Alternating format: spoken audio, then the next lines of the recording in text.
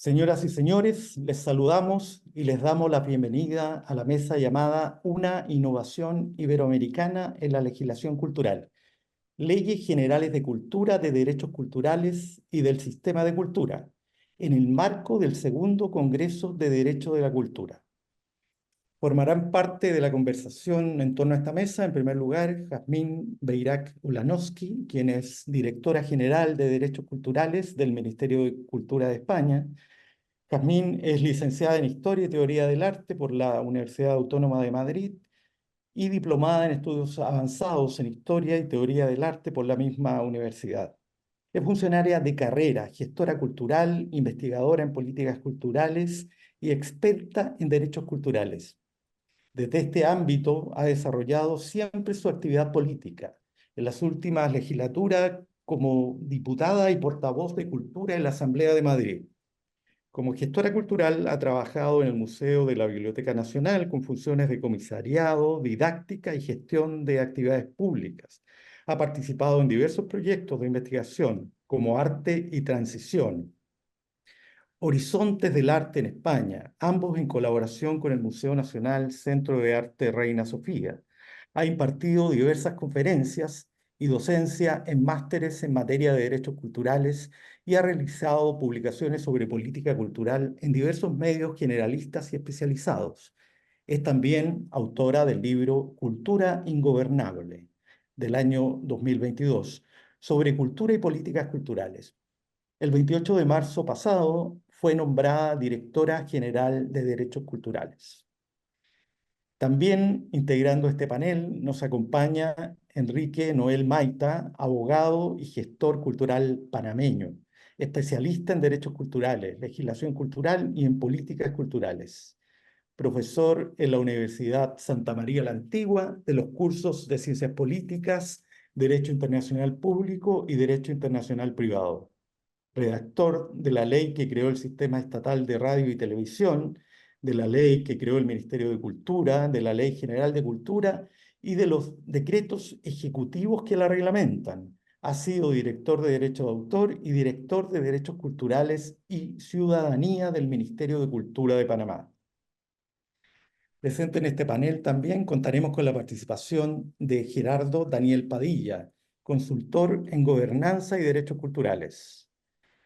Es cofundador de Traza.mx y forma parte del equipo de especialistas de DISAP Lab. Ha orientado diversos ejercicios de planeación participativa para gobiernos locales, nacionales y órganos legislativos en Latinoamérica. Constante dinamizador de procesos de diseño e incidencia desde la sociedad civil. Es integrante de la red de investigadores parlamentarios en línea y de la red temática CONACYT de Gobernanza Metropolitana, colaborador continuo de las oficinas de la UNESCO en México, del programa Ibercultura Viva de la CEGIP y de la Comisión de Cultura de Ciudades y Gobiernos Locales Unidos.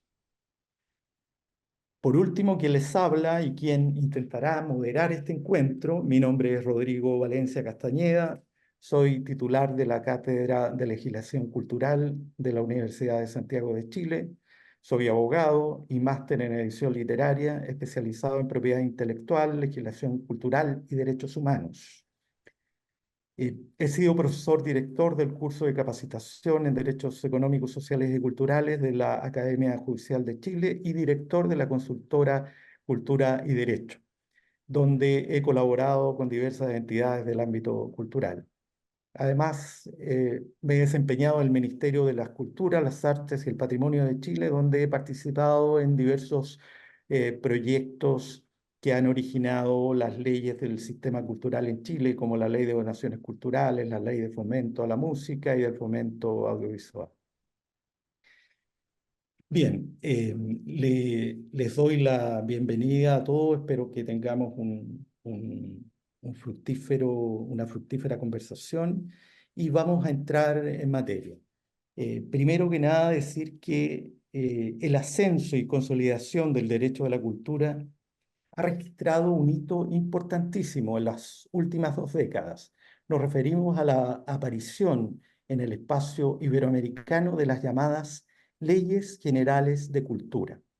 Estos cuerpos normativos se ubican a medio camino entre las normas constitucionales y las leyes sectoriales de cultura, y lo hacen con vocación sistémica, con la pretensión de convertirse en instrumentos de carácter general, porque proponen concebir los derechos culturales como garantías normativas de alcance universal. Las leyes generales de cultura buscan señalar directrices amplias que le den un contenido común a las políticas culturales que desarrollan las instituciones en las distintas dimensiones de la organización del Estado.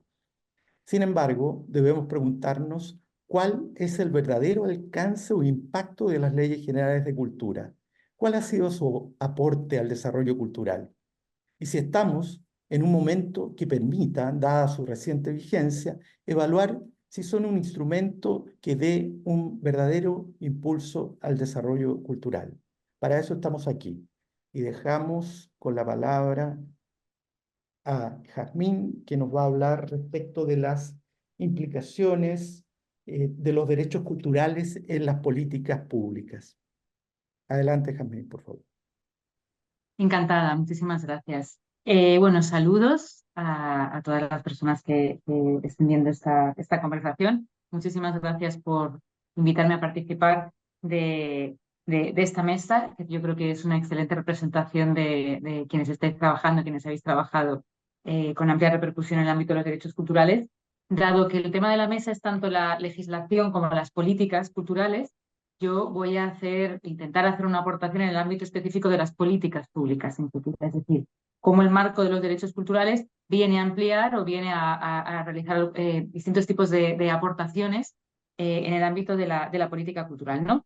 Por eso, primero lo que voy a abordar es cuáles son las implicaciones de incorporar el marco de los derechos culturales a las políticas culturales, qué traslación a políticas efectivas se pueden realizar desde este enfoque, desde este prisma. Y luego, si da tiempo en esta primera ronda, pues avanzaré un poco sobre el plan de derechos culturales que estamos trabajando y si no, bueno, lo dejamos para la conversación posterior. En cuanto a las implicaciones de fondo, yo creo que es importante diferenciar y quizás también, además, en contextos como estos, la dimensión jurídica de la dimensión de significante de los derechos culturales, ¿no? Es decir, la dimensión jurídica en tanto legitimación de unas realidades a través del derecho y la dimensión significante, que es la que principalmente yo voy a abordar, de cómo los derechos culturales modifican nuestra relación con la cultura y la política cultural.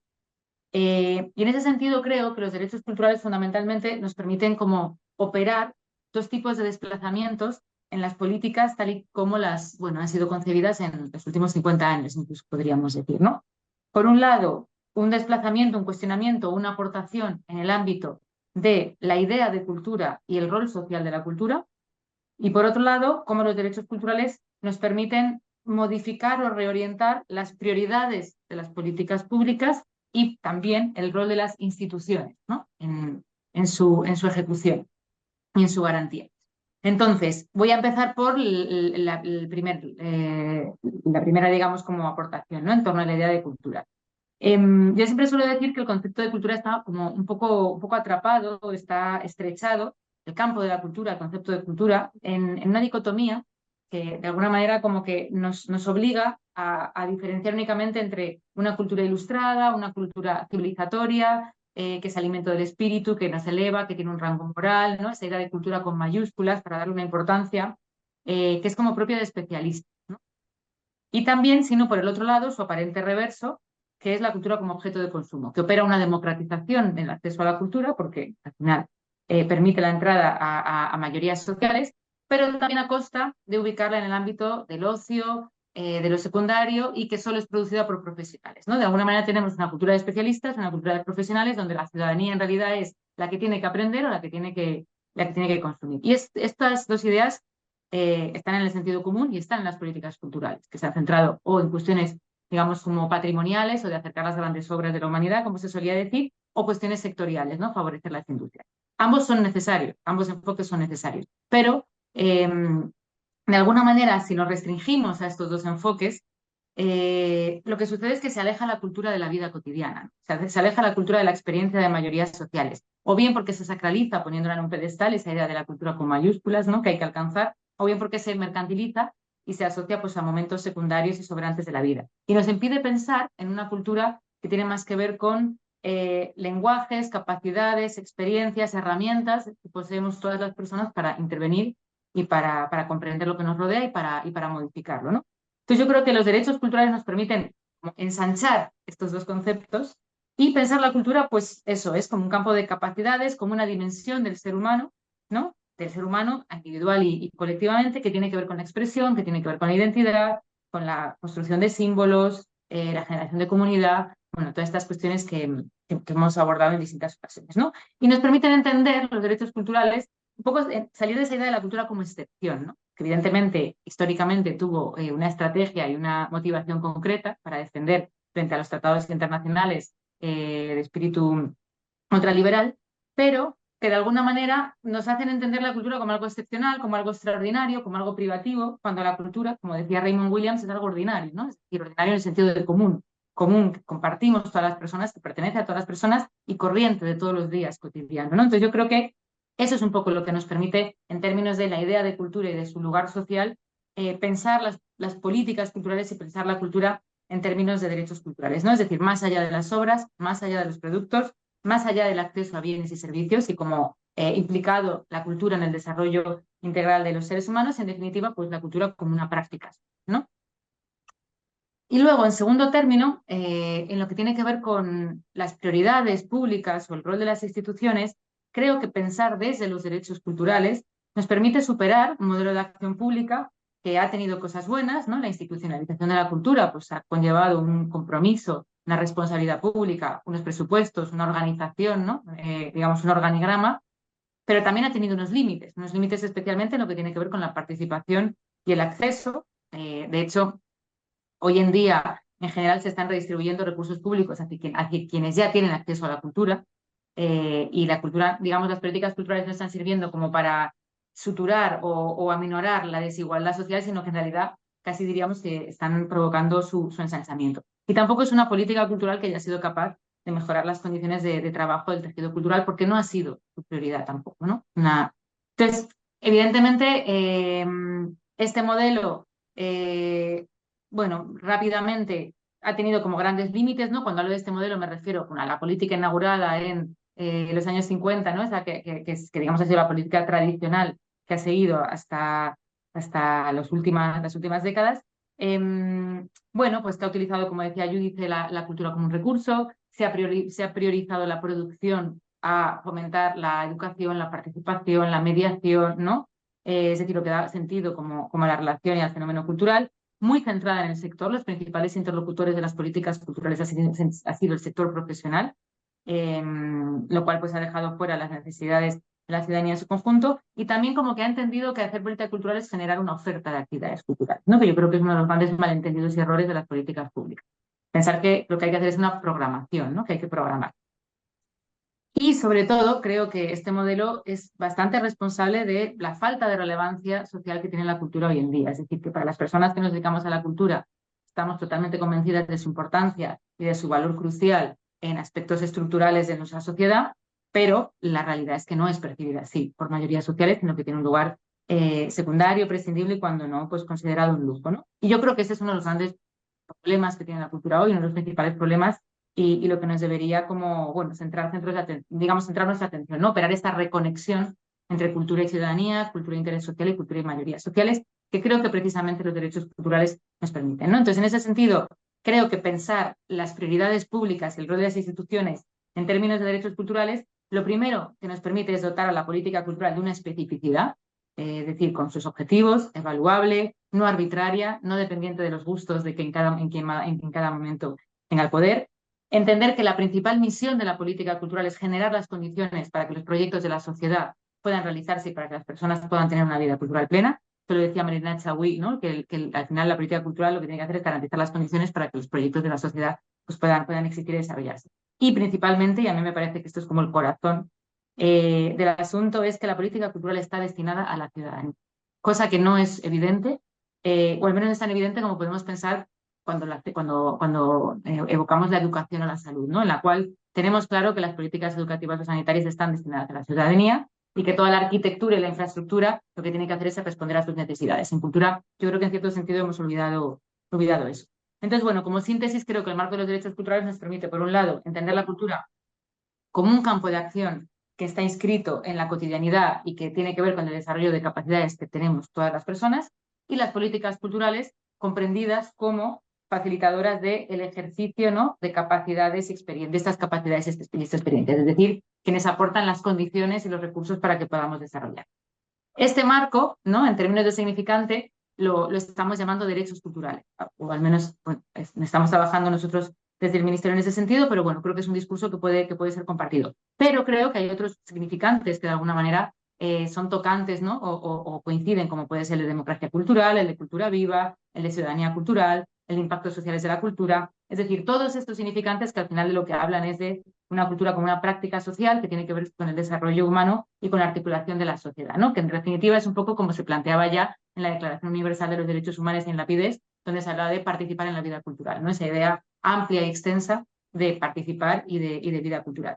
Y me parece importante subrayar en estos debates como el carácter de significado, por un lado, porque ya existen prácticas que tienen que ver con los derechos culturales antes de que el significante de derechos culturales, digamos, fuera hegemónico, o podemos decir que hablar de derechos culturales no inaugura las prácticas en derechos culturales. De hecho, la relatora de la Naciones Unidas para Derechos Culturales así lo habla, ¿no?, que los agentes de los derechos culturales son múltiples. En segundo lugar, porque los significantes pueden cambiar y pueden dejar, digamos, de abrir como posibilidades de acción, pero el contenido es lo importante y lo que ha de permanecer. Y también, en tercer lugar, una vez que hay un significante que se pone de moda o está en auge, bueno, pues también puede ser que de repente estemos diciendo cosas diferentes utilizando los mismos términos, ¿no? Entonces, creo que es importante en política, digamos, o en términos de significado, de significante no fetichizar, ¿no? Es decir, los derechos culturales son una llave que nos permiten garantizar la igualdad, la democracia, digamos, la justicia social en términos culturales, y funcionan mientras nos sirvan para abrir esas puertas.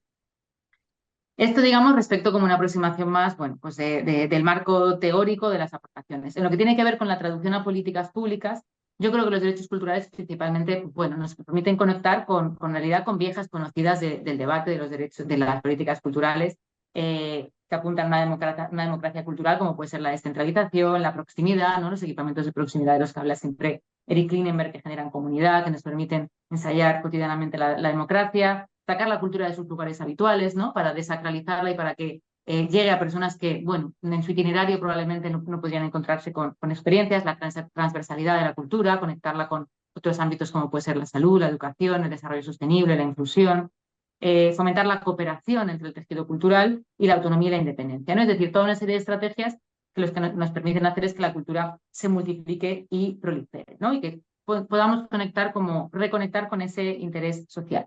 Y para esto, para que se pueda producir esto, creo que hay que abordar una cuestión de fondo, y termino esta primera intervención con esta idea, que es la de cesión de poder y recursos a la ciudadanía. Cesión de poder y recursos, ¿no?, para definir lo que es la cultura, para crear, para gestionar, para decidir sobre las políticas públicas, ¿no? Es decir, para un ejercicio radical en torno a la cultura y a los derechos culturales. Creo que esto está en el corazón, ¿no?, de este debate, y que probablemente explique cómo muchísimas de estas estrategias, ¿no?, que mencionaba, descentralización, proximidad, participación, bueno, a pesar de que llevan estando en el debate público muchos años, no acaban nunca de estar como en el centro de la política, ¿no? Siempre están periféricas, tangenciales, coyunturales, y es porque, bueno, probablemente ceder poder y ceder recursos para lo político es un oxímoron, ¿no? Precisamente en un ámbito donde lo que se caracteriza es por acumular poder y recursos, pero es necesario hacerlo si realmente queremos avanzar en este sentido. Es necesario hacerlo del mismo modo que una democracia plena exige una redistribución, ¿no?, de las condiciones de acceso y de recursos y de poder, pues lo mismo la democracia cultural, ¿no? Entonces, en ese sentido creo que es importante. Y luego también otra cuestión que también me parece importante en ese sentido es, del mismo modo que es importante entender que sin cultura no va a haber una transformación social, y sin el ejercicio de los derechos culturales, ¿no?, que además son palanca de consecución, como decía Patrice Meyerbeer, de muchos otros derechos, también es cierto que hay un camino de vuelta, es decir, que sin la garantía de derechos, ¿no?, como puede ser el derecho al tiempo, a la renta, a la vivienda, es decir, a condiciones de vida dignas, tampoco vamos a poder garantizar el ejercicio de los derechos culturales, o van a estar únicamente circunscritos a quien tiene, digamos, como esas condiciones aseguradas, ¿no? Yo creo que ya voy como muy justita de tiempo para contar el plan de derechos culturales. Entonces, si os parece, bueno, pues en la siguiente ronda ya aterrizo que queremos hacer desde el Ministerio de Cultura de España en ese sentido. Muchísimas gracias. Muchas gracias, Jazmín. Irrestricto cumplimiento del tiempo otorgado. Me parece muy bien, pero quedó pendiente lo que nos ha señalado respecto de, el proyecto de derechos culturales o plan de derechos culturales para una segunda intervención. Me, me llamó la atención el concepto de la recepción de las políticas públicas, que es una situación seguramente generalizada. Eh, el receptor es el sector profesional, más no la ciudadanía, ¿no? Eso es un tema que sin duda hay que resolver y que me pareció muy interesante de tu exposición. Bien, em, ahora le corresponde el turno a Enrique Noel, que como abogado panameño que participó en la generación de esta Ley General de Cultura, que es bastante reciente, es del año 2020, va a hablarnos de los entresijos de esta ley seguramente. Adelante, Enrique. Muchas gracias, Rodrigo. Eh, Buenos días a todos y a todos los que nos acompañan vía virtual en esta mesa en el marco del Segundo Congreso Iberoamericano de Derecho de la Cultura. Agradezco a los organizadores por invitarme a formar parte de tan selecto grupo, a quienes les sigo la trayectoria también por vías digitales, y mi admiración para ustedes. Bien, yo, como señalabas, les voy a conversar sobre la experiencia jurídico-cultural panameña, sobre todo en la coyuntura 2019, creación del ministerio, pero sobre todo a partir del 2020 con la ley 175, que es la Ley General de Cultura, y que con todas las características y complejidades que tiene, y espero poder resumir aquí, lo considero un hito en la historia del derecho de la cultura de mi país. Eh, Me parece importante responder primero a la eterna pregunta de por qué sería necesaria esta ley general de cultura. Es una respuesta que en general podríamos dar todos de una manera conceptual, teórica, pero creo que también responde a las necesidades de cada sociedad. Quiero inicio con comentarles un poco, ojalá pueda resumirlo bien, el contexto sociopolítico en el que surge esta propuesta que cuando logra convertirse en ley ya llevábamos 15 años tratando de que existiera ministerio, políticas públicas de cultura y ley general de cultura. Porque me parece importante entender que la ley, las leyes, las normas surgen en un contexto social, se espera que sepan responder a los problemas de esa sociedad y luego pues intenten reorganizarlo un poco. Para hacer el corte temporal a partir de la década de los 90, lo que en mi país llamaríamos la post-invasión, creo que tenemos sobre todo una crisis profunda en el imaginario colectivo, eh, motivado porque con el fin de la dictadura militar, mediante una cruenta invasión militar extranjera, eh, no quisiera decir que se soluciona, pero aparentemente se cancela la lucha por la democracia, al menos formal, electoral. Y años después, con la entrega del Canal de Panamá, jurisdicción panameña y el territorio adyacente a él, también pareciese solucionarse, entre comillas, la lucha por la soberanía territorial del país. Las dos grandes causas que movieron durante mucho tiempo a importantes sectores de la sociedad. A partir de eso, de la cancelación de esas aparentes, de esas luchas, nos hemos quedado sin un proyecto de sociedad. Eso a nivel macro, pero también a nivel comunitario, a nivel microsocial, podríamos decir que el sentido de lo colectivo se ha ido resquebrajando progresivamente. por la expansión de diversas expresiones de la violencia, por ejemplo, que va desde la violencia intrafamiliar hasta la violencia fruto de las desigualdades socioeconómicas, que los barrios estén cada vez más tomados por el narcotráfico, las pandillas, etcétera. Y todo esto también en el contexto de la racionalidad neoliberal, que pues tiene una impronta individualista y que, como en muchos otros países, ha generado, por ejemplo, el ciudadano, ese ciudadano que se esperaba luego del fin de la dictadura, tuviese más fuerzas, ha devenido sujeto individual, ¿no? Consumidor. La identidad laboral cede a la del emprendedor. Es muy importante tomarlo en cuenta, pero hay un desequilibrio que se va a expresar con el tiempo también a nivel de la cultura. Sin embargo, también la crisis de la dictadura, que tenía un rango, digamos, populista, muy centrado en ciertos actores tradicionales, permite que en el espacio público cada vez cobren mayor fuerza expresiones diversas, que existían desde luego antes, pero no tenían esa capacidad de expresarse en la esfera pública. Me refiero a las demandas de género del movimiento feminista, las demandas en favor de la comunidad LGBT, las clásicas demandas de los pueblos indígenas y de los afropanameños y afropanameñas, que ahora son parte de, del diálogo, de la lucha, de la confrontación, de las diferencias políticas. Lo que no implica, que es otro elemento importante, que las discriminaciones hayan retrocedido. Las discriminaciones son dúctiles, se adaptan a las nuevas realidades. Una encuesta el año pasado reflejó que 7 de cada 10 panameños consideran que son víctimas de alguna forma de discriminación.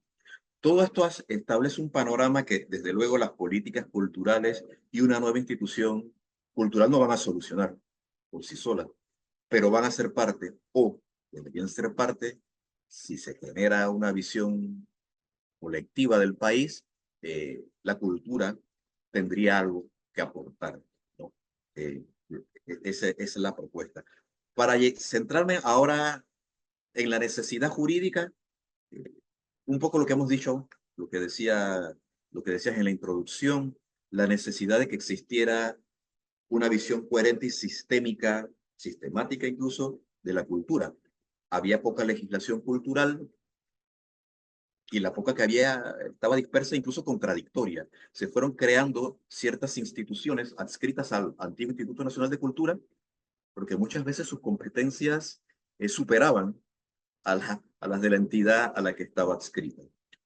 Y pues teníamos el gran problema también de que estábamos a la saga de los desarrollos culturales legislativos en otros países. Temas clásicos que estaban regulados tendrían o no eficacia, ese es otro tema. En cada país nosotros no los teníamos regulados. Me refiero a museos, bibliotecas, fomento de la cultura, patrimonio cultural inmaterial, mucho menos los nuevos temas como cultura comunitaria, los derechos culturales, cultura digital, en fin, economía creativa o industrias culturales, como le quieran llamar. Necesitábamos reconocer, tener una visión política de esos temas y establecer esa visión sistémica. Y desde luego, algo que parecerá quizás obvio para ustedes y a quienes nos ven, pensar en clave de planificación estratégica, de políticas, en mi país no había existido. Ese es un problema que excede a cultura, está en otros ámbitos, pero también llega al nuestro, y creíamos necesario establecer los criterios generales, los lineamientos de política pública que establecieran el compromiso del ministerio. Esta infinidad de, digamos, de desafíos que veníamos observando a lo largo de los años es lo que va a condicionar el contenido, las características, la estructura de esta ley, que es la segunda parte de esta ponencia, de esta presentación. ¿Qué modelo, qué tipo de leyes? Bueno, quizás tenemos una pista con su denominación, Ley General de Cultura. Es eso, pero es un poco más. Desde luego es una ley general porque atiende todos estos déficits temáticos, conceptuales, subsectoriales que les he mencionado, de manera que establece lineamientos generales, principios de orientación para fortalecer el trabajo del ministerio que, como les dije, se había creado un año antes, pero, y sé que lo que voy a decir a continuación es una contradicción lógica, no se puede ser general y particular a la vez, es un oxímoron, pero había tanta deficiencia en la ley anterior sobre patrimonio cultural, que era en realidad una ley circunscrita al patrimonio monumental, arquitectónico, que el capítulo de patrimonio cultural en esta ley prácticamente funciona como si fuese una ley especial en materia de patrimonio cultural.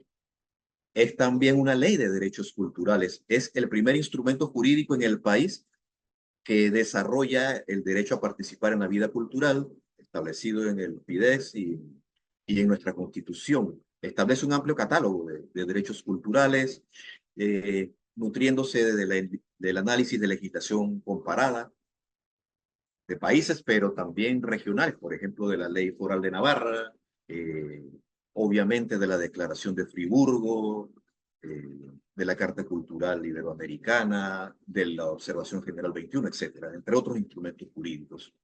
Pero además, entendiendo las dificultades conceptuales que les he señalado, establece algunos criterios y lineamientos de política pública para garantizar por esa vía estos derechos de todas y todos, pero haciendo un énfasis o con un enfoque diferencial para pues, darle prioridad a grupos que han sido vulnerados históricamente o que han experimentado situaciones de discriminación o marginaciones históricas y estructurales, ¿no?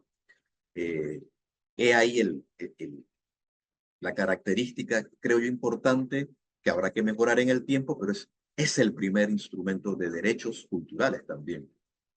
¿Es una ley del Sistema Nacional de Cultura? Bueno, la respuesta corta sería no, pero tendríamos que poner una nota a pie de página para explicar, pues sí, no existe el concepto, estuvo en algunas versiones anteriores del proyecto, no hizo fortuna, no podría explicar ahora por qué esa denominación, pero la idea de reconocer un sistema, un ecosistema cultural que, como decía Yasmín, no se restrinja solamente a los profesionales de la cultura, sino que abarque, comprenda a todos estos actores, a organizaciones ciudadanas que no están vistas o comprendidas siempre como en ese núcleo duro de lo cultural. Hay una noción de sistema, aunque con otro nombre que el tiempo nos ha mostrado que tampoco es del todo adecuado. Utilizamos la expresión Encuentro Nacional de Culturas, que da la sensación de coyunturalidad, como ser un espacio ad hoc para algo en particular, cuando es el instrumento, es el espacio para darle gobernanza a la política pública. Y bueno, pues esas amplias necesidades condicionan esta estructura tan amplia para la historia jurídica panameña. Es una ley demasiado larga, 240 artículos, pero incluso les comento que en la primera versión estaba incluida la creación del ministerio ahí también en esta ley. Pero pudimos lograr al final que se separaran y con el compromiso de que se aprobara la Ley General de Cultura. Y esto, desde luego, como tercer punto, va a condicionar qué logros o qué aplicación o cómo ha sido la ejecución de esta ley, que tiene retos en distintos niveles con distintas características. Eso significa que hemos logrado avanzar, quedarnos detenidos, incluso algunos retrocesos a distintas velocidades según los temas. En eso que algunos llaman la reingeniería institucional, podríamos decir, al menos se han creado algunas dependencias, unidades administrativas nuevas para atender estos nuevos subsectores que están reconocidos en la ley. Se creó la Dirección de Derechos Culturales y Ciudadanía, la Dirección de Economía Creativa, el Departamento de Patrimonio Cultural Inmaterial, se creó el Sistema Nacional de Información Cultural, que todavía necesitaría pasar de ser una página web donde los actores del sector incorporan su información a ser un verdadero instrumento de política pública. Y esto tiene que ver con el siguiente elemento. Dentro de los déficits, todavía no se ha construido la política pública de cultura, no se ha diseñado el Plan Nacional de Cultura que mandata la ley. Curiosamente hay un plan de economía creativa que tiene que ver mucho con esa racionalidad económica que impera en el país, pero pues falta esa visión estratégica en el resto de los subsectores. Hay un fuerte componente de cultura comunitaria, lo que llaman cultura viva comunitaria, que tampoco se ha puesto en marcha. Y yo, porque ya me voy quedando corto, culminaría con la importancia de formar tanto a los servidores públicos del ministerio, que parece un tema interno y no lo es, porque la formación en estos nuevos temas es importante para que efectivamente puedan dar un servicio adecuado a la comunidad, y también la formación de los actores de la sociedad civil, que la propia ley sabía y reconocía ese déficit y obligaba al ministerio a generar alianzas y estrategias con la academia para formar al sector. En mi país no tenemos ningún programa de formación formal en ninguno de los temas, que incluso se están ya discutiendo y redefiniendo en otros países. Gestión cultural, mediación cultural, animación cultural, gestión pública, gestión cultural, en fin. Y eso afecta mucho las capacidades de exigirle a la institucionalidad y a la institucionalidad de dar las respuestas que necesita la ciudadanía, y sobre todo en clave de derechos culturales y humanos en general. Bueno, agradezco mucho la atención y quedo atento a la discusión posterior. Muchas gracias. Muchas gracias, Enrique. Me pareció muy interesante recibir este testimonio de la implementación de una ley general de cultura muy reciente que está orientándose, al parecer, según nos relatabas, a generar un aparato público especializado, seguramente inspirado en la vieja filosofía del funcionario profesional de la cultura del modelo francés. Esa impresión me dio. Eh, bueno, seguramente en la segunda parte podrás complementar tu exposición, Enrique. Muchas gracias. Bien, y ahora le corresponde el turno a Gerardo Daniel Padilla, consultor en gobernanza y derechos culturales de México, y que nos va a hablar respecto de las premisas de las leyes generales de cultura, pero referidas al ámbito local. Adelante, Gerardo.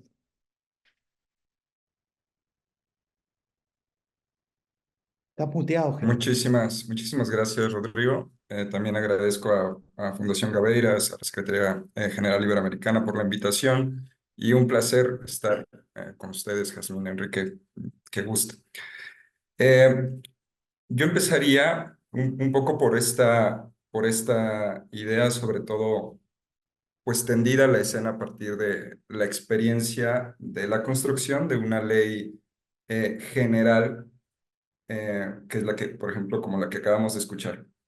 La materia de las leyes generales de cultura es importante dimensionar, es concurrente. Esto quiere decir que estados, territorios subnacionales y territorios locales tienen competencias y obligaciones a cumplir, ¿vale?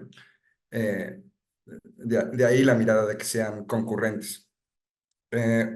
Y estas obligaciones, en la medida en la que no interfieran sus atribuciones, las competencias, con ciertos grados de coordinación, cualquier legislatura o ayuntamiento está en las posibilidades de legislar en torno a la materia, ¿vale? En este caso, la cultura y los derechos culturales.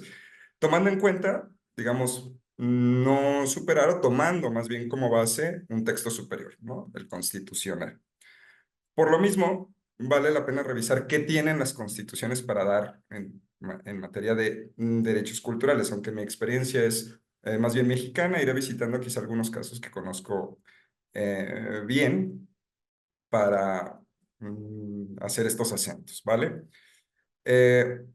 Y aquí dos posibilidades en cuanto o sí, como dos miradas en cuanto a los textos constitucionales, que podemos decir que por un lado avanzan cuando de forma explícita reconocen los derechos, el derecho humano a la cultura, pero también cuando el Estado reconoce la convencionalidad como uno de sus controles, es decir, la idea de que los países, los estados-nación, tengan o guarden en el mismo nivel jerárquico los derechos consagrados en la Constitución y los derechos consagrados en los tratados internacionales.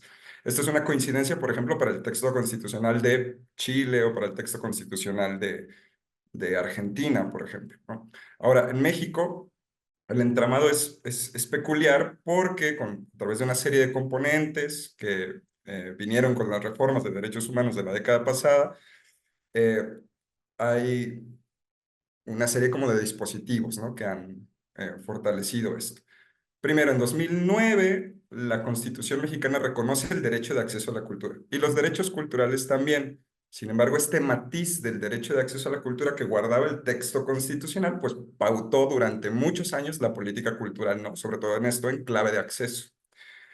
Pero tras la reforma del 2011, que incorpora, ¿no?, el control convencional al nivel de la Constitución, pues se reconoce a través del artículo 15 el Pacto Internacional de los Derechos Económicos y Sociales, el derecho a participar en la vida cultural. Y este derecho entonces gana terreno también. Además estableció, por ejemplo, el principio pro persona, una vez más en el caso mexicano, lo que lo vuelve muy interesante porque este derecho no es otra cosa que la posibilidad de que las personas podamos invocar y respaldarnos del derecho que mejor nos proteja o nos favorezca. Y el Estado está obligado a garantizarlo de esa manera, ¿no?, sin distinción de que éste se encuentre reconocido en la Constitución o en los tratados internacionales. Entonces, por ejemplo, en el caso mexicano, por un lado, el derecho de acceso a la cultura, muy bien se planteado en la Constitución, y el derecho a participar en la vida cultural a través de los tratados, eh, guarda, digamos, ese mismo nivel de importancia. Entonces aquí se va generando como esta suerte de andamiaje para, o que da pauta a el proceso de construcción de las leyes generales, ¿no? Considerar el marco constitucional, que posibilita también el derecho internacional de los derechos humanos. Ahora bien, claro, para pensar en el ecosistema normativo completo adentro de un país, no hay que dejar de lado las leyes relativas a derechos conexos, como los derechos de la educación, de la información, o los derechos en materia cultural, pero ligados, por ejemplo, a pueblos originarios, a eh, leyes de derechos de autor o a leyes sectoriales, ¿no?, como del libro, o de impuestos y mecenazgos, ¿no?, para algunos sectores, como filmaciones, por ejemplo. Y si bien este andamiaje es importante, lo que creo que traen las leyes generales de cultura es el dimensionamiento de tres, digamos, grandes ámbitos del derecho a la cultura. Es lo que guardan respecto de estas otras normatividades: el derecho de acceso, ¿no?, el derecho a contribuir y el derecho a participar de la cultura. Ahora bien, en este punto, quizá podamos, y sobre todo también a partir de las experiencias que acabamos de escuchar, quizá podamos hacer como la distinción o el palomeo de cuáles son esas cosas como mínimos que tienen las leyes generales de cultura, entre un marco de derechos, entre atribuciones para la figura ministerial y sus organismos adscritos, directrices de política pública, ¿no? Por ejemplo, para el caso de Bolivia, a través de un decreto, tiene acentos la política pública, ¿no? Es de derechos culturales, de despatriarcalización y de descolonización, ¿no? Por ejemplo. O algunos dispositivos específicos que tienen, como los vales, los bonos de cultura para algunas poblaciones específicas o para la acción afirmativa, ¿no? Entonces, con todo este entramado, ya podemos hablar de la tarea que guardan pues las legislaciones estatales y que se tienen al interior de una nación para instrumentar y legislar a nivel regional o de lo local, pues esta materia concurrente.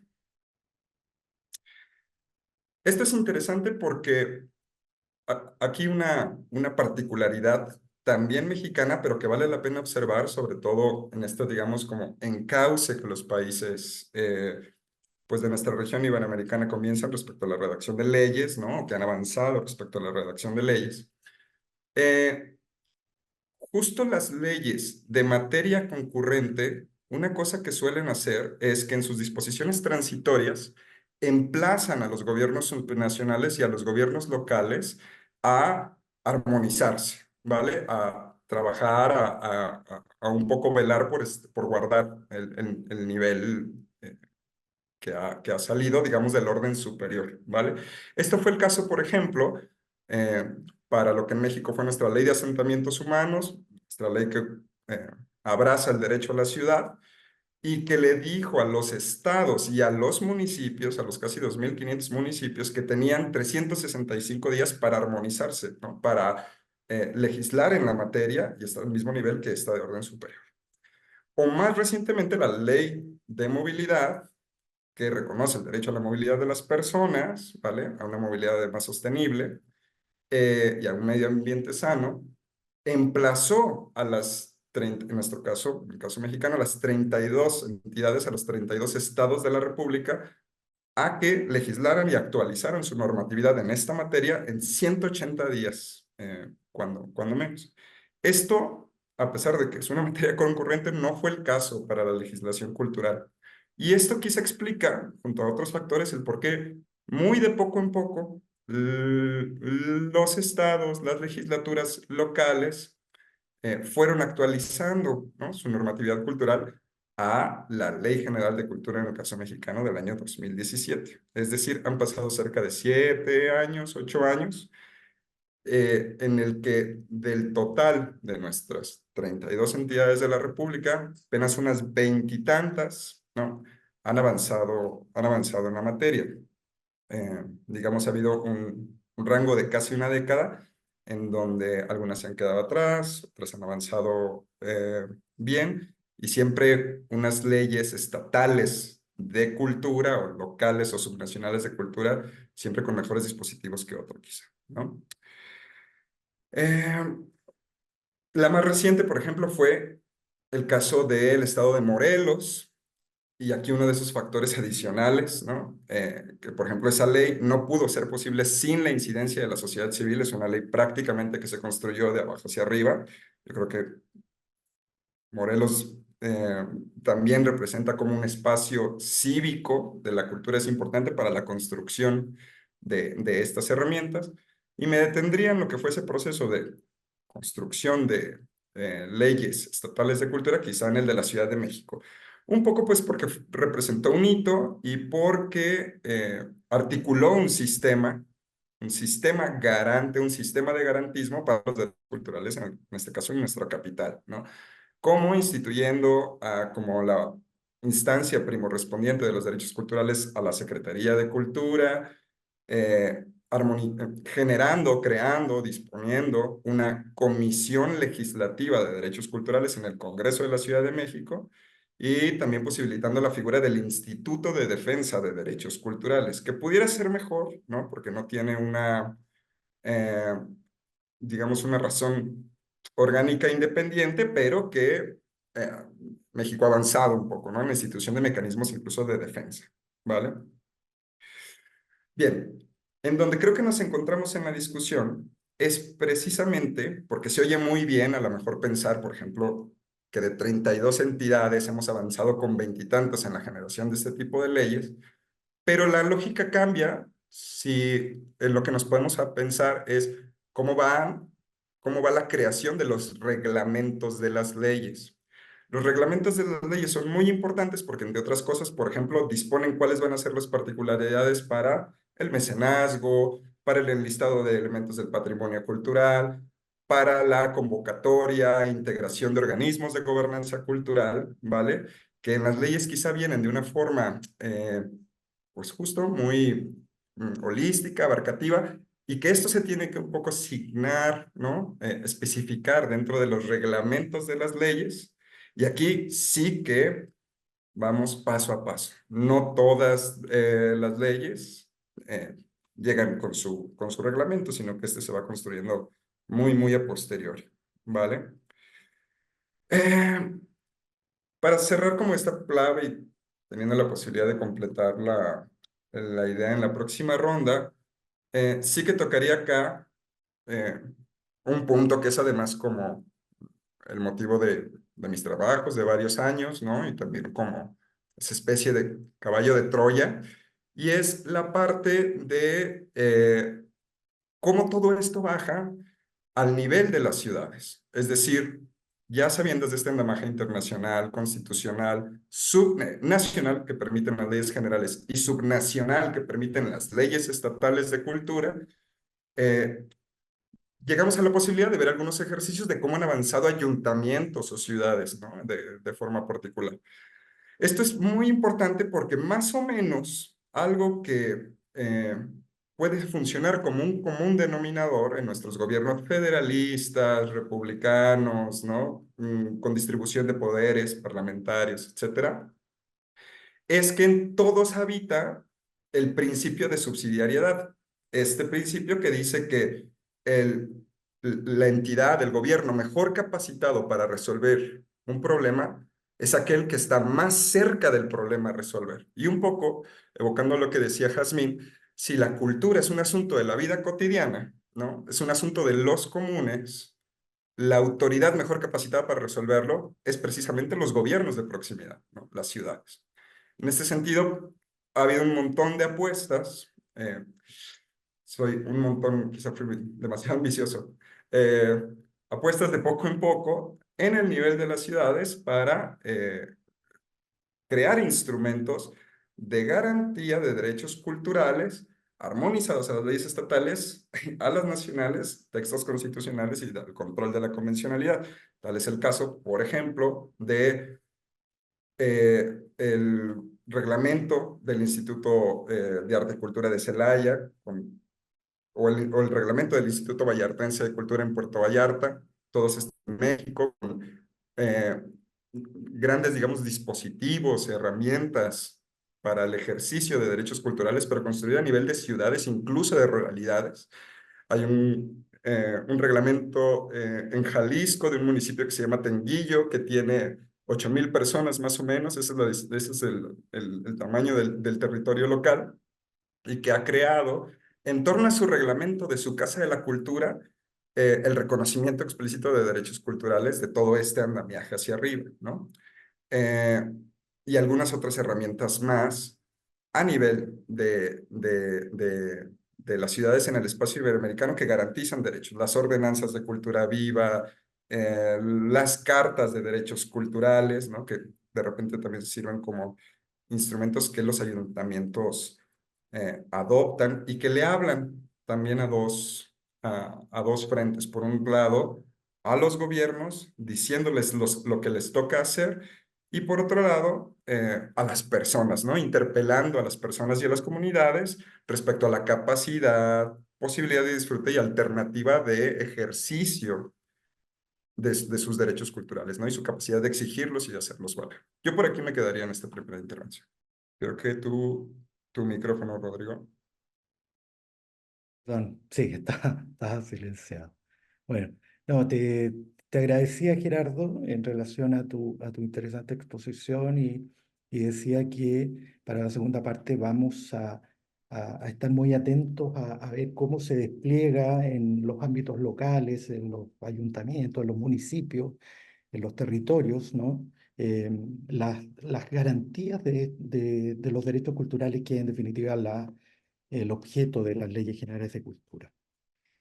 Bien.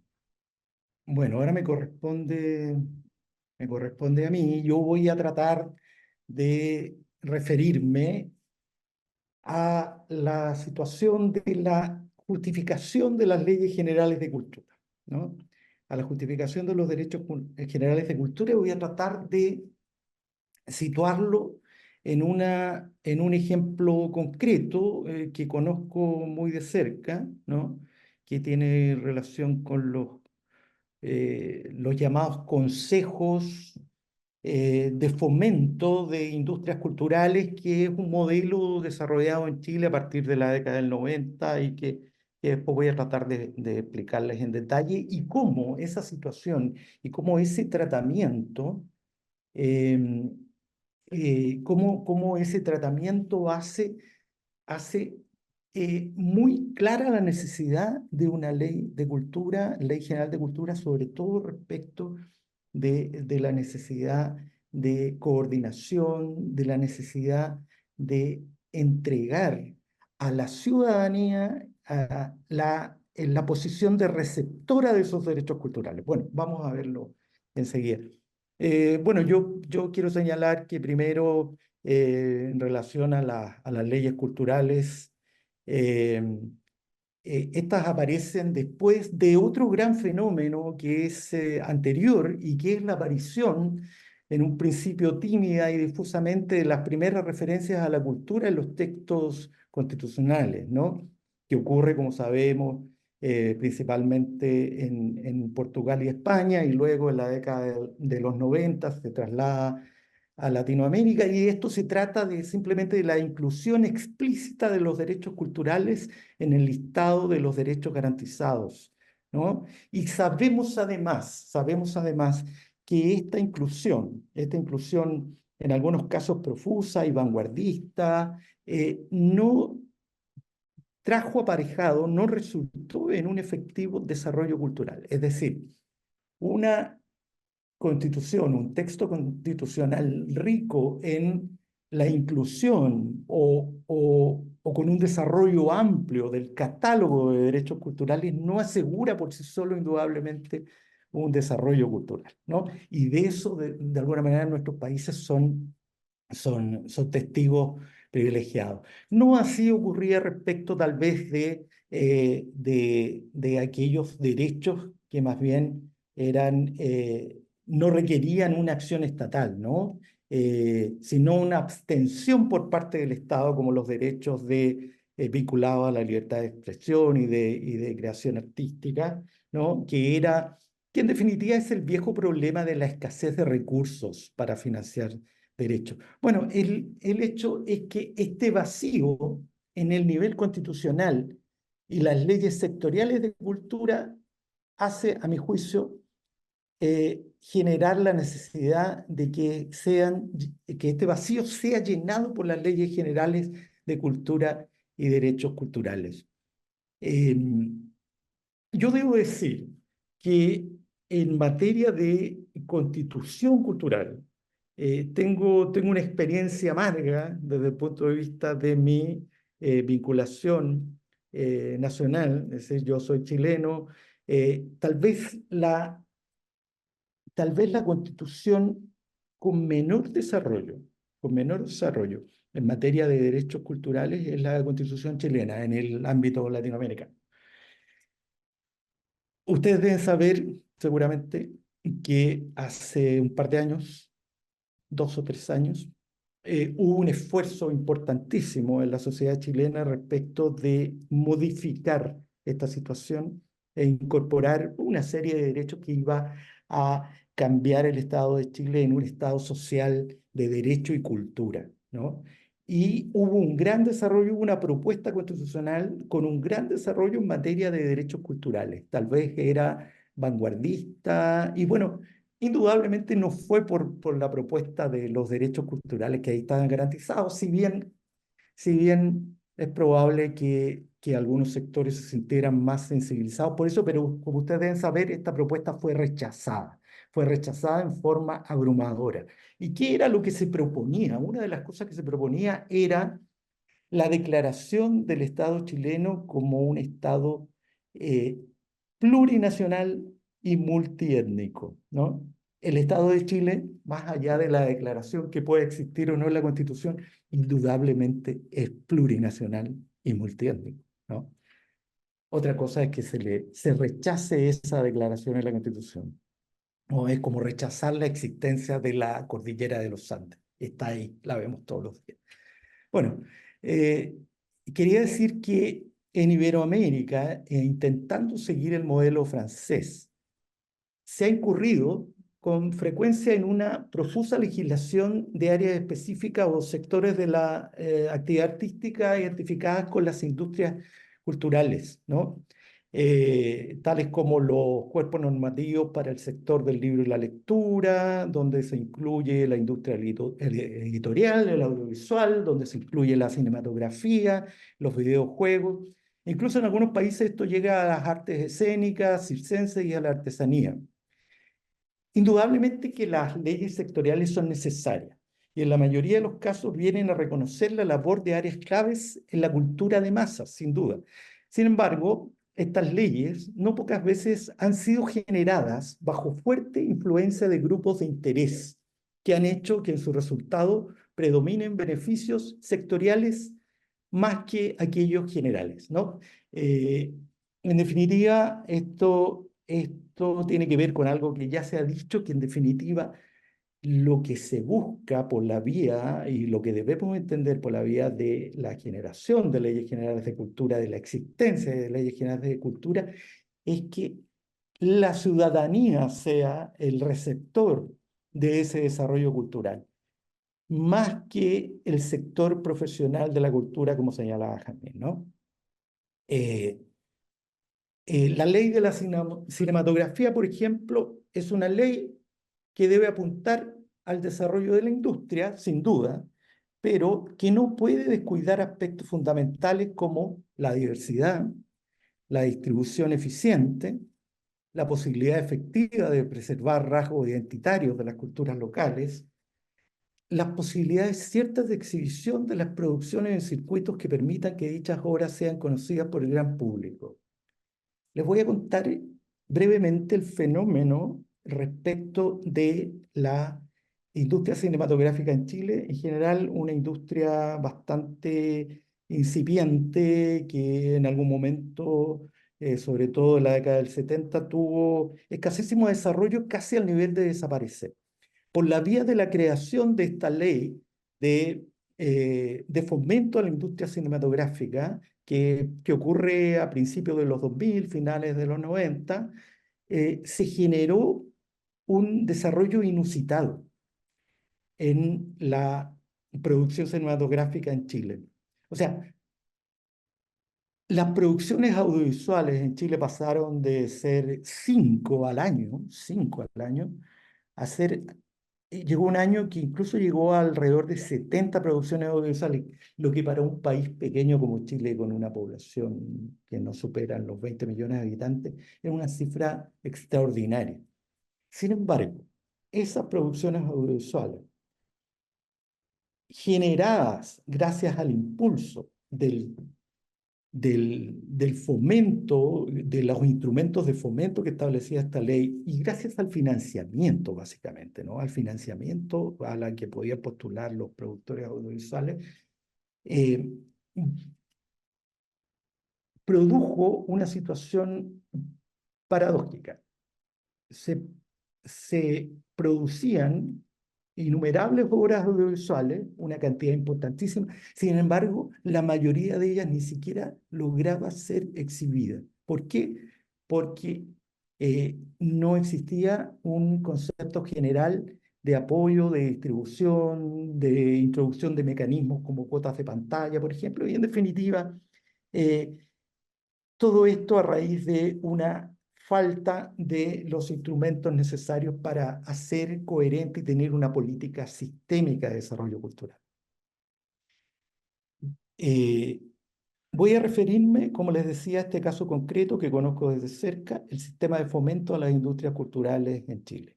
Esto se inició en el año 91, cuando entra en vigor la ley de fomento del libro y la lectura, ¿no? No había nada antes de esto, prácticamente. Se crea en el año 91 esta ley, que es un sistema que se replica luego en las otras industrias culturales y que define un modelo que está vigente por más de 30 años y que desde aquella época ha experimentado variaciones mínimas en todo caso. El esquema es el siguiente. Se crea un fondo concursable financiado con recursos públicos que va a solventar los proyectos que se presenten en las distintas líneas, ¿no? Estos fondos no son reembolsables, pero sí deben ser rendidos y sometidos a aprobación por los entes administrativos. El fondo de fomento tiene fondo de fomento el libro, la música, el audiovisual y las artes escénicas. Cuenta con un financiamiento anual, el que se ha incrementado año a año en forma lenta pero persistente, y está a cargo de un órgano colegiado, ¿no?, llamado consejo. En el caso del libro, consejo del libro y la lectura, ¿no? Un consejo que se repite en las áreas de la música, la cinematografía y las artes escénicas. Existe uno para cada industria. Tiene una integración definida por ley y conforman un cuerpo colegiado de 11 o 13 integrantes, que son llamados a conformarlo en función de la representación que tienen respecto de un sector determinado en la industria respectiva. Por ejemplo, en el Consejo del Libro están representados los escritores, los libreros, los editores, los bibliotecarios, distribuidores, y y también hay funcionarios públicos designados por la autoridad, ¿no? Y en el caso de los representantes de los gremios o de los sectores interesados, las designaciones están a cargo de de las asociaciones más representativas. Por lo tanto, lo que se obtiene de esto es que la integración de esos órganos excluye a las organizaciones que no están directamente relacionadas con la actividad o con el negocio, ¿no?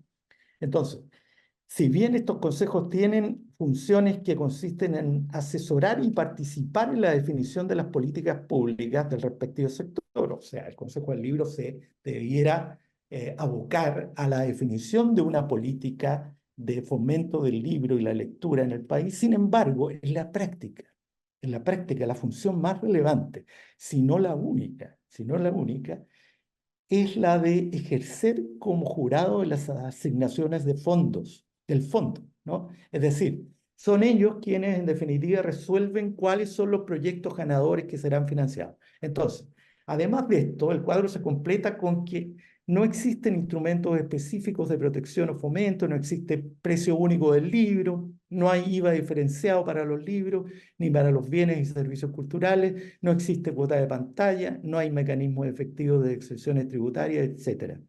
Esto es una esto se debe, de alguna manera, y podría ser subsanado, pensamos, con una ley general de cultura que pueda hacer efectiva la garantía de derechos culturales, por la vía de generar un marco conceptual y de principios que armonice la participación cultural y el derecho de acceso a la cultura, porque se trata de avanzar efectivamente en pos de una auténtica democracia cultural.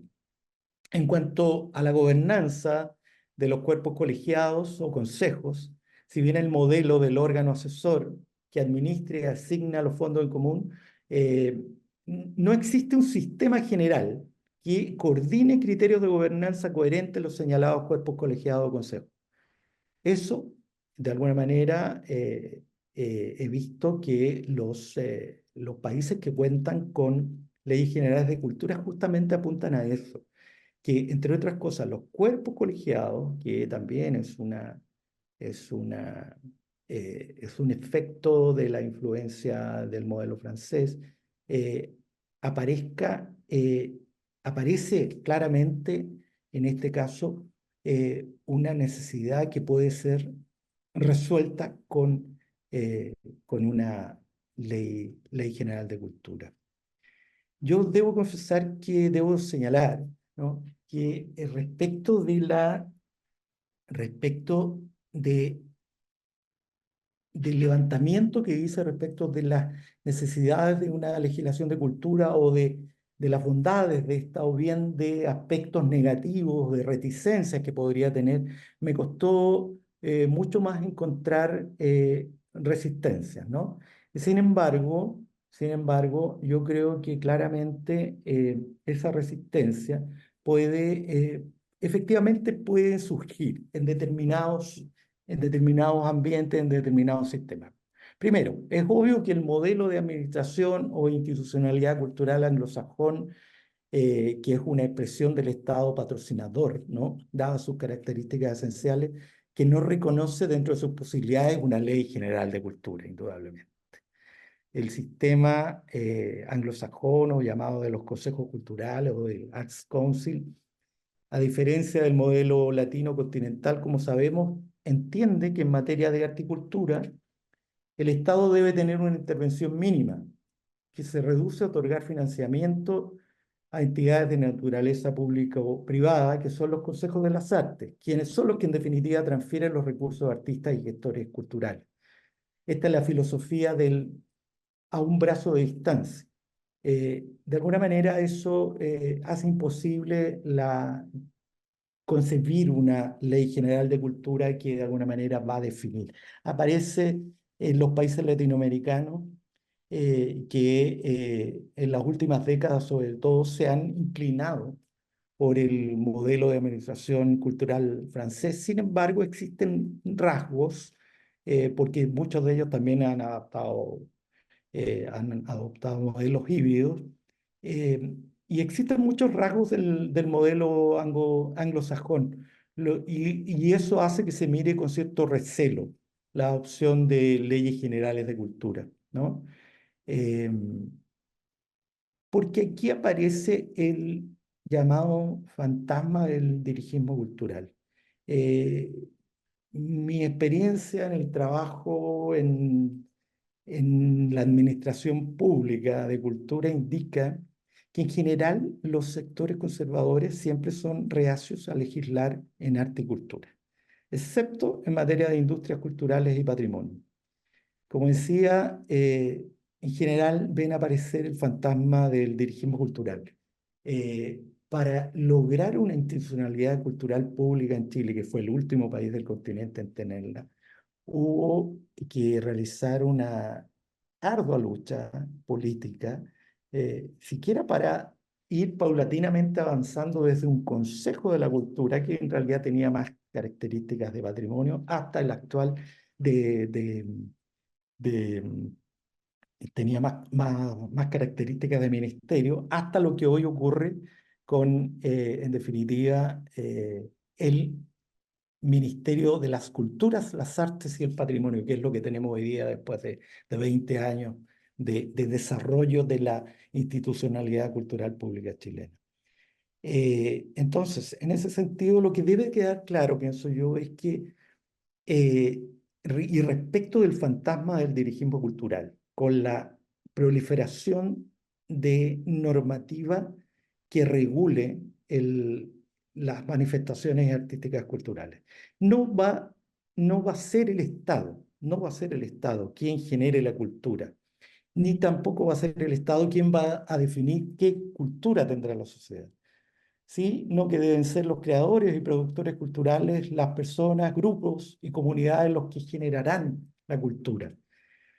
En el modelo del Estado arquitecto que representa el sistema francés, el Estado será el que debe propiciar las condiciones para, como decía el profesor Agustín Esquella, la hierba crezca saludable.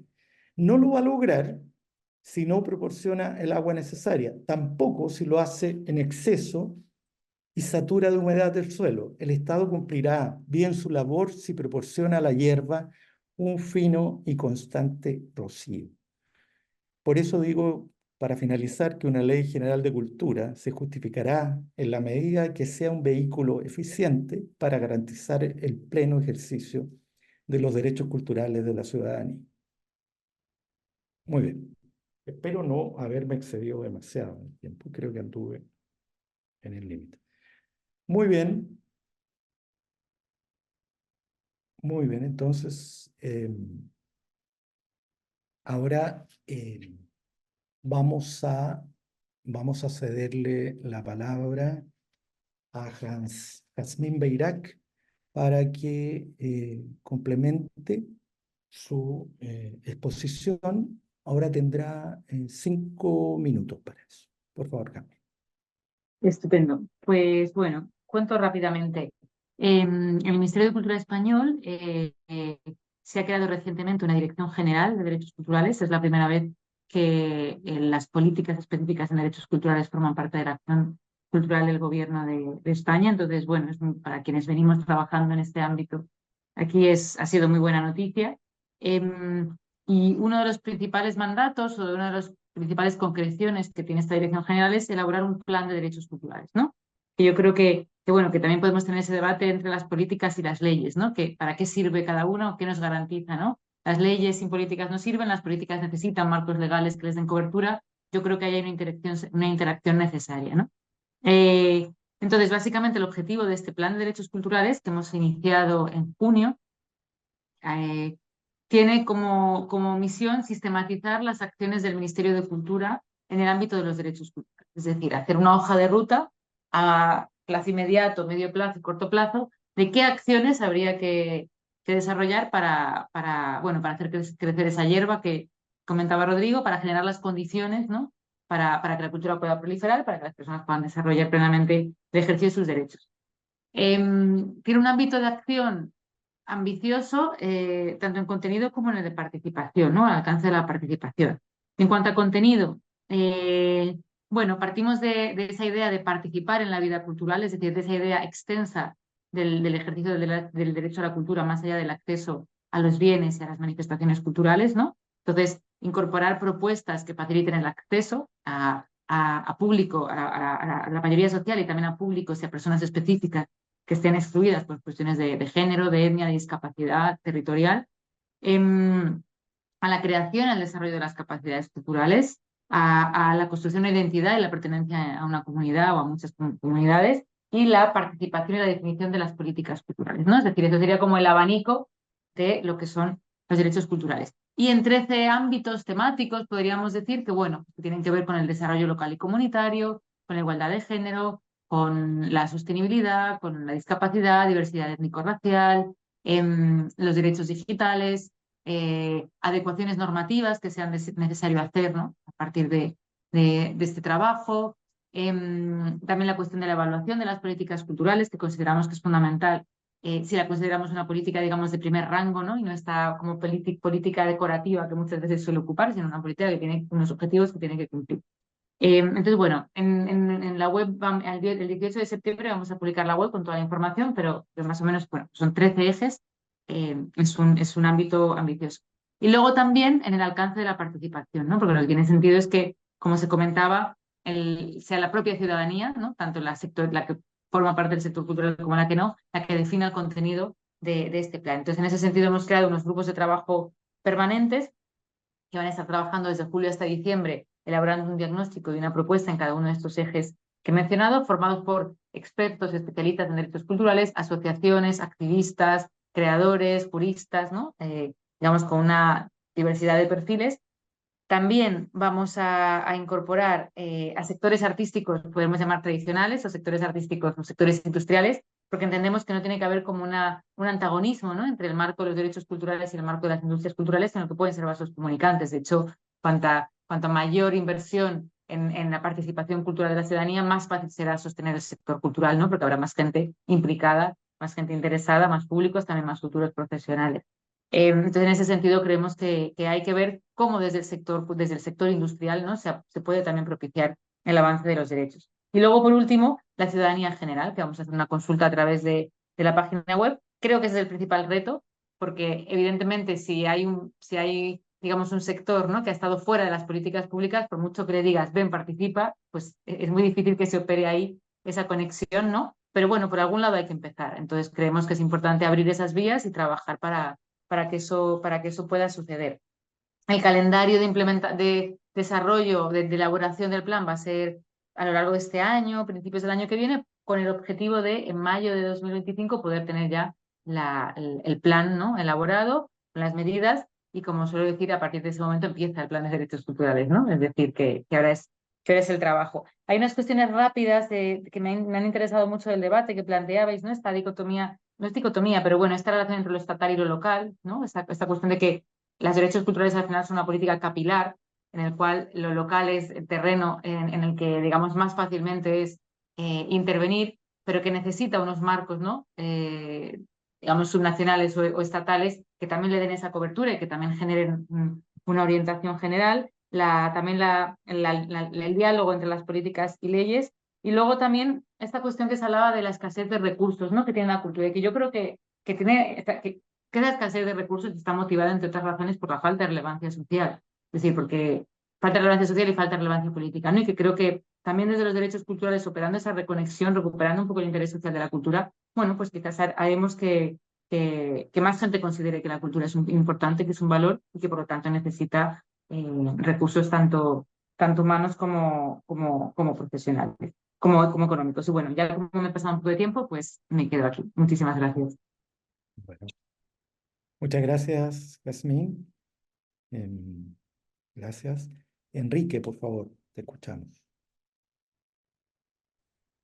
Bien, a ver, ¿qué podría articular? Creo que lo que comentabas, Rodrigo, con relación a la formación permanente en capacidades y habilidades de los funcionarios y los funcionarios del ministerio, me parece importante en la medida en que ese carácter de la institución de propiciar, de generar las condiciones, igual necesita formación de parte de los servidores y servidoras públicos. Desde luego, hay una historia detrás de esto que nuevamente tiene que ver con la ausencia de lo que acá llamamos carrera administrativa. No es algo que no solo tiene que ver con el Ministerio de Cultura, desde luego. Es un problema más amplio, pero bueno, a mí me toca comentar el caso del Ministerio de Cultura. Y tiene además entonces que ver con este nuevo campo que abre la ley general, que hace que todos estos temas no exista ni siquiera formación académica afuera del propio ministerio, como señalaba. Y creo que es una necesidad también de formarnos todas y todos en estos campos, porque creo que aunque la ciudadanía tiene, al menos si no, cuando no tiene conciencia, que muchas veces la tiene y nosotros no lo sabemos entender, al menos intuye qué cosas necesita y cómo las traduce en derechos, aunque no use todo el tecnicismo de los derechos humanos o de los derechos culturales. Pero creo que una formación, y no estoy hablando, hace un momento hablé de educación formal, pero hay otras formas también de pedagogías que no necesariamente pasan por lo formal, que es necesario fomentar, porque eso también permite una ciudadanía que exija a la institución, porque creo que eso es importante, es necesario.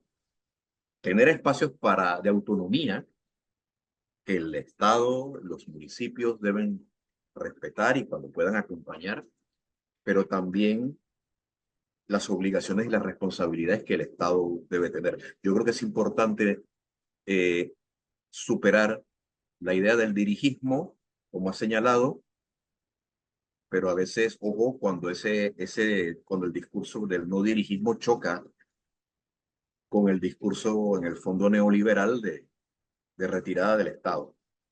Y lo digo pensándolo más que en teoría en mi contexto social, ¿no?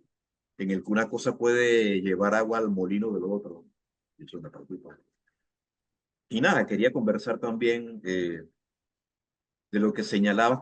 Yo he seguido mucho el proceso constituyente chileno, la primera versión. Casi que yo en mi trabajo lo considero como una suerte. Voy a pervertir el concepto, pero para mí es como una especie de soft law, esa primera propuesta de Chile. Recurro constantemente a ella, no solo en temas de derechos culturales, pero también sin meterme en la realidad chilena que no conozco, me hago la pregunta sobre mi propia ley, sobre la ley de mi país. ¿En qué medida puede ser que vayamos más allá de lo que la sociedad puede dar de sí misma? Y de alguna manera eso también es una visión y una actitud mesiánica en el fondo, con buenas intenciones, pero que quizás no va más rápido, creyendo que sabe traducirlo el querer de la ciudadanía. No lo sé, no estoy planteando, me estoy haciendo la interrogante en público, que me la he hecho yo en privado, ¿no? Y luego, como bien señalabas, quizás antes de que existiera el ministerio, teníamos una ley de cine y una dirección de cine, pero en el Ministerio de Comercio e Industrias, y que funcionaba muy bien. y lo sigue funcionando. Si entiendes por política audiovisual, tener un fondo y darle fondos a los que concursaron y ganaron. Pero desde luego eso, como bien señalas, no entiende la realidad, la diversidad cultural y étnica panameña no se refleja en pantalla. Y creo que una política audiovisual debe trabajar en eso, desde luego. Bueno, y cuando digo diversidad cultural me refiero a mucho más. Incluye la variable étnica, pero la trasciende. Las diversidades de vivir, de pensar, de amar, muy pocas veces aparecen en el país, ¿no? Y yo creo que eso, la Ley General de Cultura, porque iba a ser mucho más complejo modificar también la ley de cine para darle ese encauzamiento, sino que la ley plantease esa necesidad de traducir en clave de derechos todo el accionar de, del ministerio, incluyendo al área de cine que ahora pasaba también al Ministerio de Cultura. Es una realidad muy compleja que bueno, ahí vamos, ahí vamos. Le voy a seguir de cerca, aunque ya no esté en la institucionalidad el proceso del Ministerio de España, desde luego. Gracias. Gracias, Enrique. Gerardo, te escuchamos. Vale, intentaré hablar de dos o tres puntos. No quiero que se me vaya la idea. Vale, bien. Regresando como al principio de subsidiariedad o de federalismo. Es interesante, nada más como nota, como comentario, revisar cómo una vez más, las constituciones, pero en este caso, los textos constituyentes de cada entidad federativa de cada estado, para el caso mexicano, ya hablan o ya hablaban de mucho tiempo atrás sobre que una de las tareas de los ayuntamientos y de las municipalidades era garantizar como bien y servicio público la cultura, entre otras materias que corresponden a la municipalidad. Agua, educación, vivienda, etc. Esto es interesante porque podemos ver cómo existe una serie de instrumentos garantes de la cultura como bien público, incluso mucho antes de, por ejemplo, Mondiacult 2022, ¿no? Y que han estado inmersas allí. Y tiene sentido porque justo la arquitectura institucional de los gobiernos locales, que opera en clave de garantizar bienes y servicios para la ciudadanía, tiene sentido que contemple la cultura en torno a este tenor, porque robustece a la perspectiva de los derechos culturales, favoreciendo la cultura como mínimo vital o la cultura como recurso básico, mínimo indispensable, ¿vale? Y tarea ineludible de los ayuntamientos a garantizar. Entonces, eso como punto uno. Dos, los instrumentos locales me parece que tienen también una suerte, un atisbo muy interesante de agenciabilidad, de agenciamiento.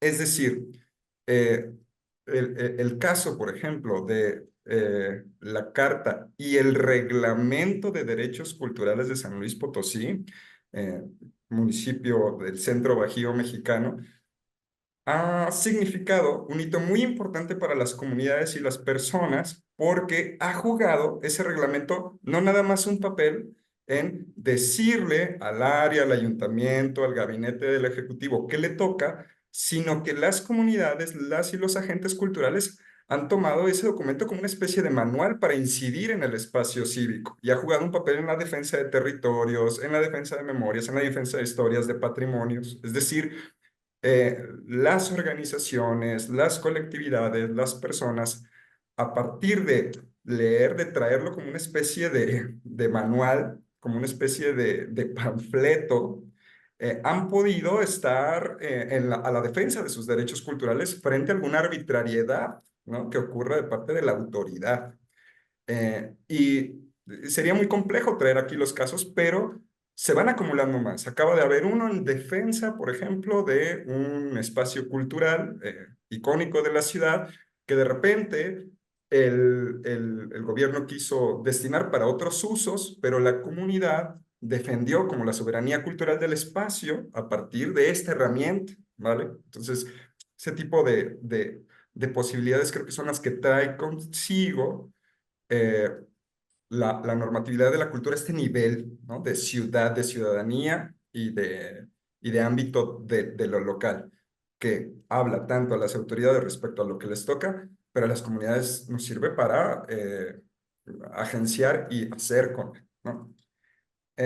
Y finalmente, tocar un punto que creo que es el punto que debemos tocar para hablar de los derechos culturales hoy, ¿vale? Como un poco para desagregar la idea de este recorrido histórico de los derechos culturales, este andamiaje que podemos contar y que es muy importante, pero que habla como una especie de la carga histórica de los derechos culturales y de la posibilidad que plantean hoy. Pero para hablar, digamos, del futuro inmediato de los derechos culturales, yo creo que se debe de tomar en cuenta el aspecto de su justiciabilidad. Un sistema de garantismo por la cultura no puede estar completo ni con ley, ni con instrumentos de gobernanza, ni con política pública, ni con presupuesto, si a ese modelo le falta un componente, y ese debe de ser el de la justiciabilidad. Es decir, autoridades independientes del Ejecutivo, sobre todo en el caso mexicano, organismos no jurisdiccionales, ¿vale?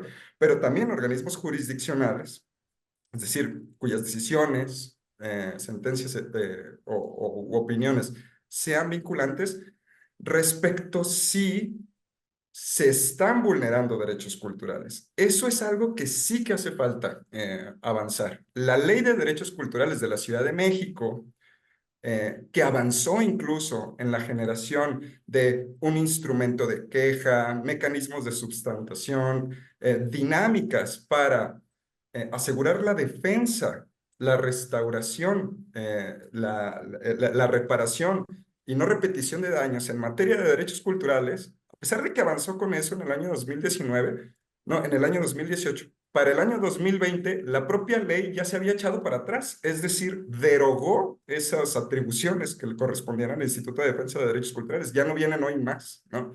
Y todo quedó limitado a si te vulneran los derechos culturales de una comunidad o de las personas, pues restríngete a pedirle a las comisiones de derechos humanos que opinen al respecto.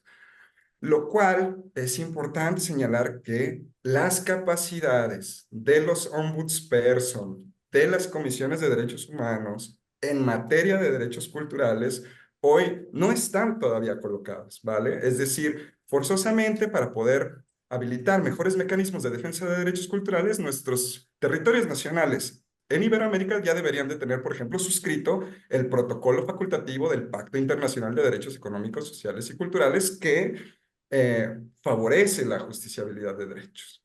En fin, un poco eso es lo que falta, pero estas capacidades, y con esto cierro, estas capacidades de justiciabilidad no deben de quedar en el ámbito no jurisdiccional, deben fortalecerse las capacidades de justicia que tienen las Contralorías Sociales Municipales, los órganos de control internos, la justicia cívica municipal en esta materia, ¿vale? Entonces, es como una especie de pauta que toca ahora conversar. Bueno, muchas gracias, Gerardo. Bueno, yo brevemente voy a señalar un par de conceptos simplemente para luego darle la palabra a Jazmín, que me pidió hacer una intervención concreta respecto del dirigismo y el mercado. Y en ese sentido me gustaría entroncarlo un poco con eso. Nosotros, nuestra tradición jurídico política en materia de cultura, obviamente se acerca al modelo francés y eso significa intervención estatal en las políticas culturales, es decir, creación de aparato público, diseño de políticas públicas, articulación de instrumentos para el desarrollo de la cultura. Ese es nuestra raigambre cultural e institucional, derechamente.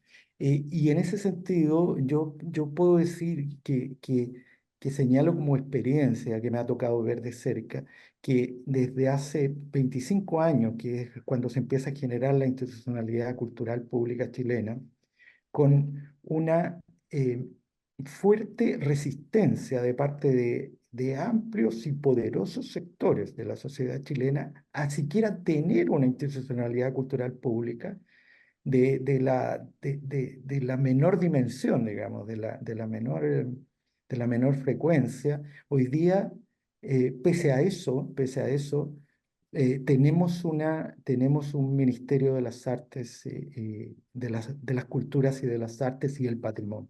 Entonces, yo diría que desde ese punto de vista, también tenemos que entroncarlo con el avance de las instituciones. O sea, si pensamos que hace 120 años la palabra cultura nunca había sido incluida en ninguna de las constituciones, ¿no? Y hoy día contamos con un avance permanente, un avance que no admite retrocesos sustanciales, porque más allá de ciertos tropiezos, hay un progreso en materia de reconocimiento y avance en los derechos culturales. Eso es lo que quería decir simplemente y le dejo la palabra a Jazmín, por favor. Bueno, muchísimas gracias por dejarme un poquito colarme después de las intervenciones. Es que me parece muy interesante como el debate, ¿no?, que suscitan los derechos culturales en torno al dirigismo o a la dejación en el mercado, ¿vale? Y en cierto sentido voy a decir algo que toca, bueno, de alguna manera lo último que has dicho. Es decir, como que esta dicotomía entre un modelo, ¿no?, que institucionaliza la cultura a costa de dirigirla o la dejación en el mercado, ¿no?, nos obliga como a elegir entre recursos o libertad. Es decir, genera una dicotomía que yo creo que el problema es que esa dicotomía es falsa. Es decir, que no hay que elegir entre recursos o libertad, sino que lo que se necesitan son recursos para fomentar la libertad, ¿vale? Es decir, que la acción institucional, con sus presupuestos, con sus órganos, con sus políticas, tenga como destino, es decir, haya un compromiso público, ¿no?, pero su destino principal sea fortalecer y fomentar lo que está fuera de la institución. Creo que para mí esa es como la clave del modelo, ¿no? Entonces, no hay que elegir entre recursos y instituciones, sino que se necesitan recursos o libertad, sino recursos para fomentar precisamente la libertad, lo que está fuera de la institución.